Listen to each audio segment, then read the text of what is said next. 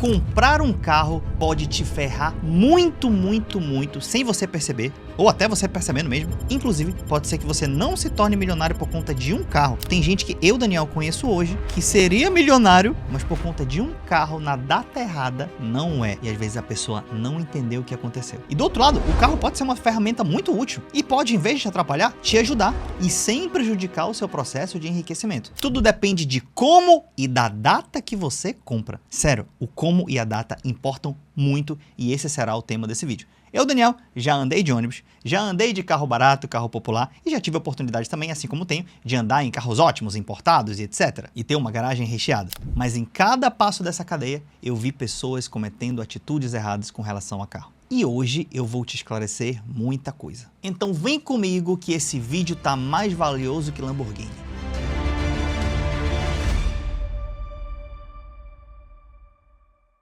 Primeiro, essa discussão sobre ter um carro ou não, e assim como ter uma casa também, mas sobre um carro é mais característica, ela parte de uma lógica de vida, tá? Tem pessoas que elas são mais subjetivas, mais emocionais. E tem pessoas que elas são mais numéricas, mais estatísticas. E não que uma tenha vantagem em relação à outra, mas as duas características são importantes. Matematicamente, comprar um carro não é um bom negócio. Em 99,9% dos casos, você faz as contas, você fala, cara, é muito custo e etc e tal, a desvalorização, tudo isso é uma matemática muito ruim, eu vou já mostrar pra você. Só que nem tudo na vida é a matemática. Existe o conforto familiar, existe a sua liberdade, a sensação de prazer, um nível de conforto psicológico até mesmo para você trabalhar. Tudo isso está em jogo. A questão familiar, por exemplo, às vezes a família valoriza muito estar um tempo junto no próprio carro.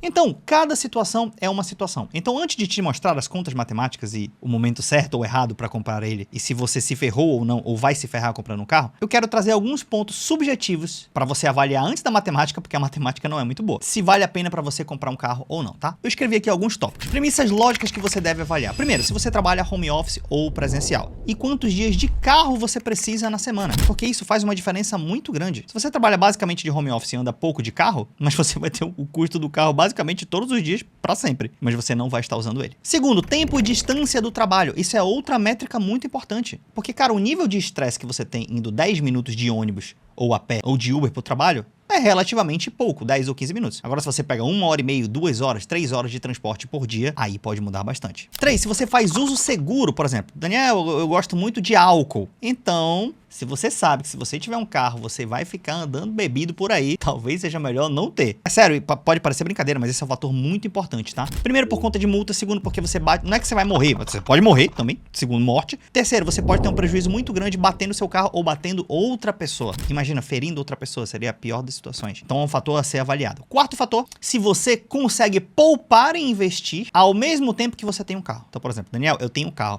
mas eu pagando a parcela do carro, não me sobra nada no mês.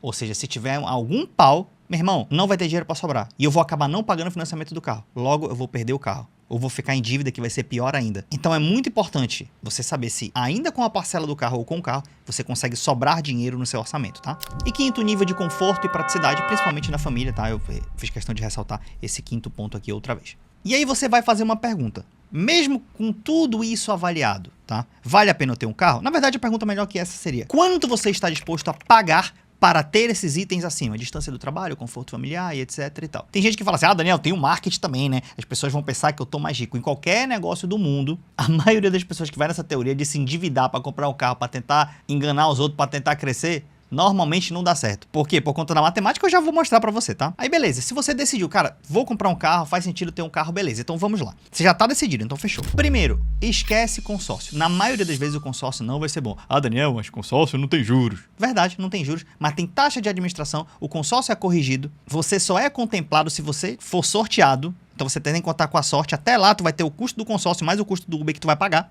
Daniel, mas eu vou dar o lance, etc. Que é 50%, 60% do valor da carta. Então, se você tem esse dinheiro, é melhor você, com esse dinheiro, pesquisar uma ótima taxa de financiamento que você consegue. E as contas saem melhor do que o consórcio na maioria das vezes, tá? Então, basicamente, o consórcio e financiamento. Beleza, mas eu não vou falar só disso, tá? O ideal, claro, seria você ter o dinheiro para você comprar o carro à vista. Então, por exemplo, Daniel, eu tenho 100 mil guardado. Logo, vou comprar um carro de 80 mil reais. Vou comprar à vista? Não, mas eu tenho o dinheiro para comprar à vista. eu vou fazer o financiamento, vou parcelar e etc e tal, mas eu não vou me descapitalizar de uma vez, até porque 100 mil, se ele está investido no lugar, ele vai render aí R$1.000, R$1.200 por mês, R$800 por mês, e esse dinheiro rendendo, você pode usar para pagar uma parcela de financiamento, por exemplo, tá? Mas o ideal seria você ter esse dinheiro para comprar o carro à vista, e aí não comprar à vista, obviamente. Claro, se você é muito rico, aí você compra carro à vista e tal, não vai fazer diferença para você, tá? Mas eu imagino que não é a situação da maioria de vocês. E aí, esse seria o cenário ideal, né? Você ter uma quantidade de dinheiro guardado. Mas, Daniel, não tenho dinheiro guardado, cheguei à conclusão de que eu tenho que ter carro e etc.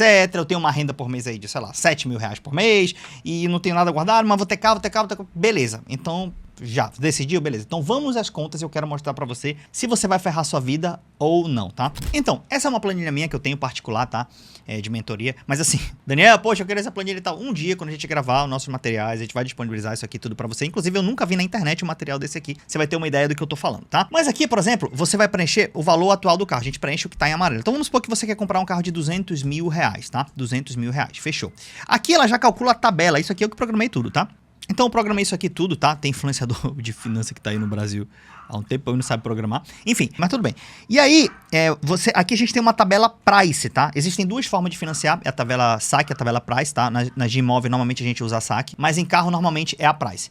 Então você coloca aqui o valor atual do carro. Vamos supor que você tem uma entrada de 40 mil. No seu caso, você falou que não tem. Mas vamos colocar que você tem 20% de entrada. Taxa de juros mensal do carro. Vamos colocar 1% não, mas assim. Acho que hoje a gente vai estar numa média de 1,5% ao mês, tá? A taxa de juros hoje, gente, está ao redor de 14, 15% ao ano. Então isso aí é mais do que 1% ao mês. Então dificilmente você vai conseguir um financiamento, que quem está te financiando quer ganhar dinheiro, e ele vai te cobrar 1% de juros, tá? Então coloquei 1,5% de média, tá?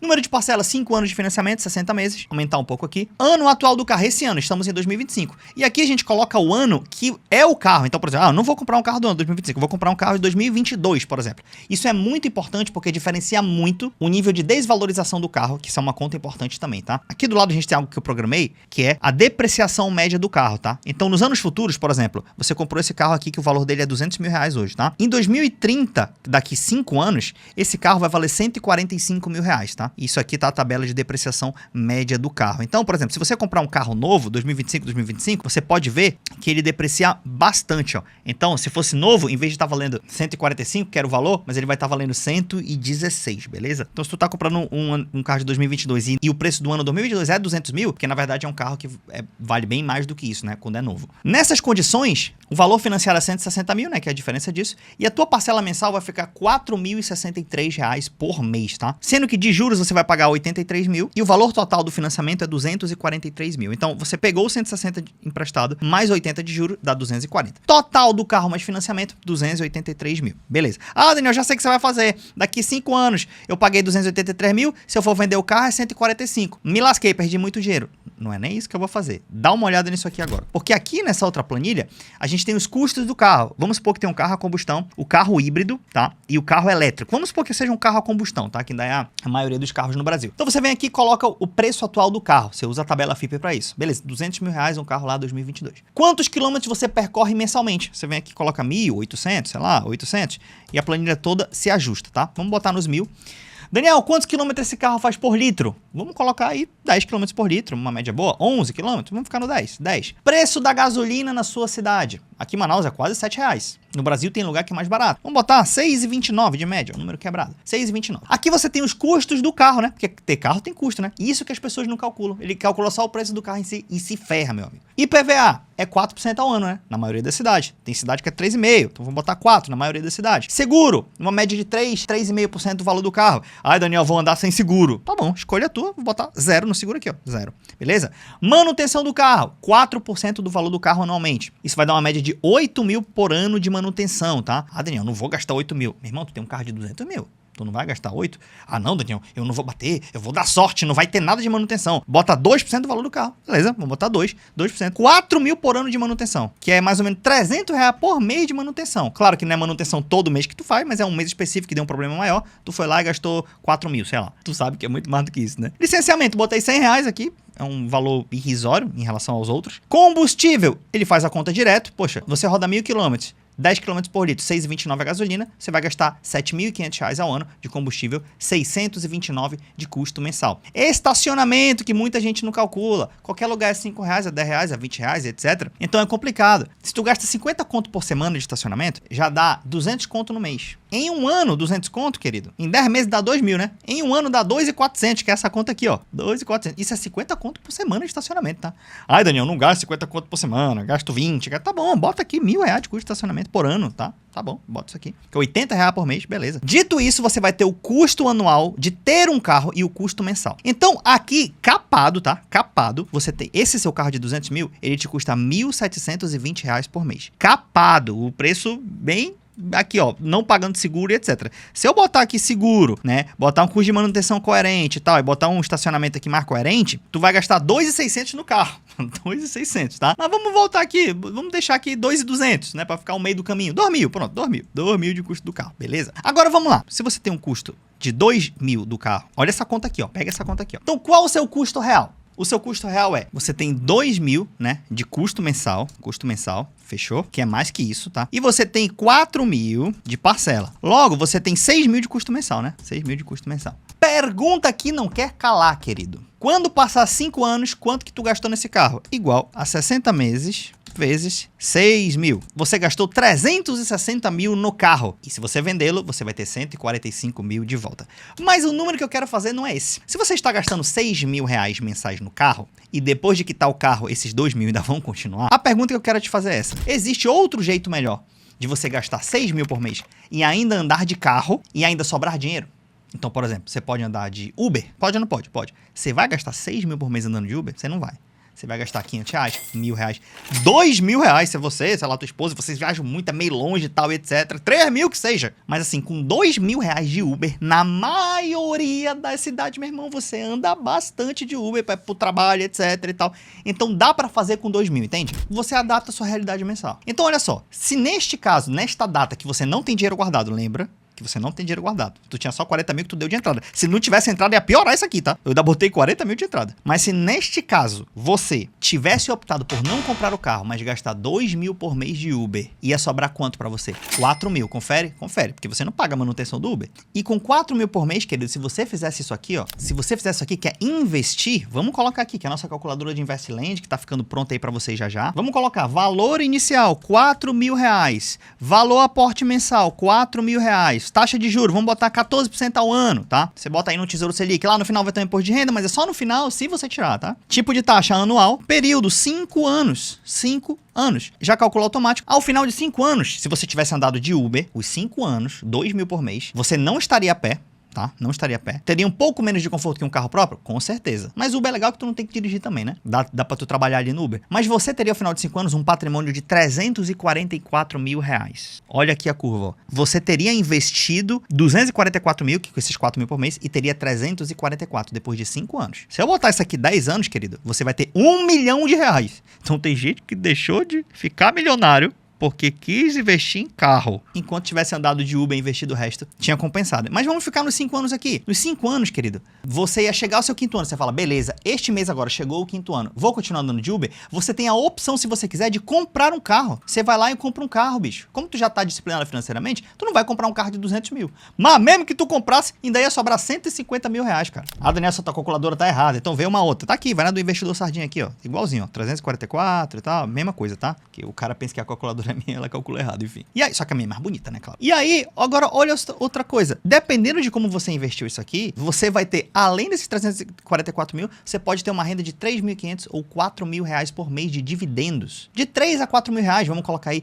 por mês de dividendos. Então, meu irmão, você estaria numa situação que tu andou 5 anos de Uber, beleza, mas não andou a pé. Mas depois de 5 anos, tu tem 350 mil lá. Esse 350 mil te gera 3 a 4 mil por mês. Meu irmão, com 3 a 4 mil por mês, tu compra outro carro com essa parcela aí que tu paga por mês. Aquele mesmo carro, lembra que a parcela era 4 mil? Os teus dividendos, tu compra esse carro se tu quiser. Se tu ainda tiver uma educação financeira não muito alta, de ter um carro que é diferente da tua renda, tá? Que, a meu ver, pra esse nível de renda, você pegou um carro muito caro, tá? Então, assim, cara, é muita diferença. Por causa da data.